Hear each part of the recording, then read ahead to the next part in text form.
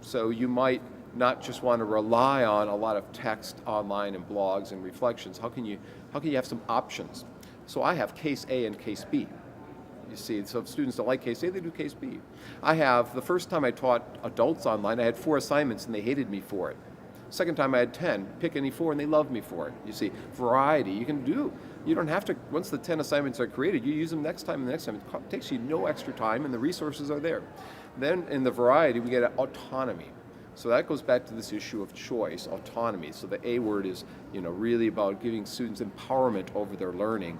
So having a suite of options, having a kind of a scaffold that learning, having a menu of possibilities, and then they pick and choose what they want to accomplish within the class that makes reason. Like I had a visually impaired student, and it was going to be difficult for her to do a YouTube video in the class. But what she could do is a set of blog posts, so she's very good at typing, see? So taking into account their special needs, in effect, and their preferences, not learning styles, but preferences. So then the R gets at relevance, meaningful. It goes back again to finding activities that relate back to the content. In anthropology and archaeology classes, having them go to online virtual archaeological digs and digging up data. You see, that gets that relevance. In business classes, having people not just do Harvard business cases anymore, but having them solve cases of real problems in business that someone has posted to the web, real case issues or problems, or downloading real world data of Google or Vodafone or Verizon and analyze it in an accounting class. So meaningful, authentic, or if they're doing a practicum or an internship, having them do reflections on what they see in a school, on an internship, or in a social work situation, or in a psychologist's office, or a counselor, or whatever. So meaningful relevance. So that's I guess that VAR. Now the I is interactivity. So having students collaborate with others in another country, for instance. My students work with students from Malaysia in solving case problems. My students work with students from the University of Houston in writing wiki books. So interactivity.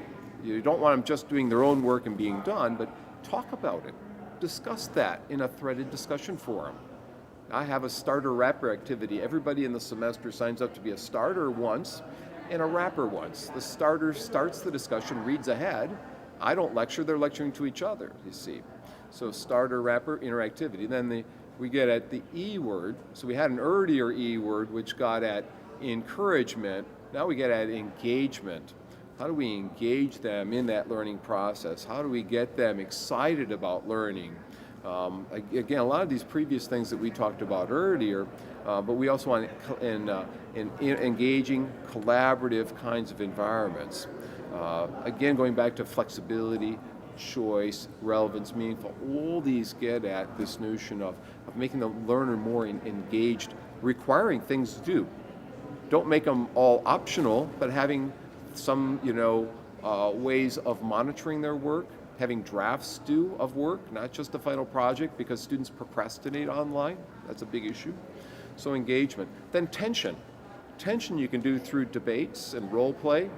Piaget talked about having dissonance in a class, having some sense that I don't know something. So bringing in alternative perspectives, bringing in diversity, having them watch a YouTube video on stem cell research and the controversies about it and then debating it. Or the human bodies exhibit that's traveling the world is sort of a debatable thing, whether we should have this kind of thing. I have my students enroll in my classes. I enroll Mahatma Gandhi and Mother Teresa, and my students can role play these people. And we can have some interesting interactions when they become these people. So tension, having somebody be the, we can call it the Confederate, but be we could also call it the devil's advocate, and creating that tension. Then finally, yielding products, the last letter of variety, Y. So we want a final product that students can post to the web in a gallery of the students' best work. And if you post it to the web, you can keep posting the better and better stuff so your standards go up. Instead of worrying about the standards going down, you can actually go up. It's very important, I think, to have students build something that can be shared with an audience beyond the teacher. And the web allows that, to have experts come in and rate, to have their peers see it, to have previous students come back. I've had previous students say, I don't want to leave this class, I'm going to come back and give some feedbacks. So that product at the end becomes something they can take at Thanksgiving and share with their grandparents, or at Christmas, I can go here, look at my project, you see. So this is the tech variety model of online motivation and retention, R2D2 model of empowering online learning. Those are frameworks. And I think that if you have a framework and you can develop your own, it becomes easier to teach online. In 1996, I wrote an article on 10 ways to teach creatively, 10 ways to think critically online, and 10 ways to collaborate. And in 97, I got asked to teach online. I went back to the article and used those ideas. So I think my point is, look at some of these book resources and other things with frameworks, but find the things that work for you. Create a vision or a plan. And then map those things out that can thoughtfully be integrated into a class. Don't just use them because they sound cute or nice or whatever. Use them because they make sense. And try things small, short, low risk, low cost, low time, that are going to be high payoff at the same time, and then move on to something that might be more difficult, you see, in nature. Start with successes both for you and your students, and you'd be much more happy. And keep reflecting on what works, sharing it with your department. If you share, you create a community where people are doing things online, and you become more, I guess, a professional community of online educators, if you will. So that's some of the advice I have for you.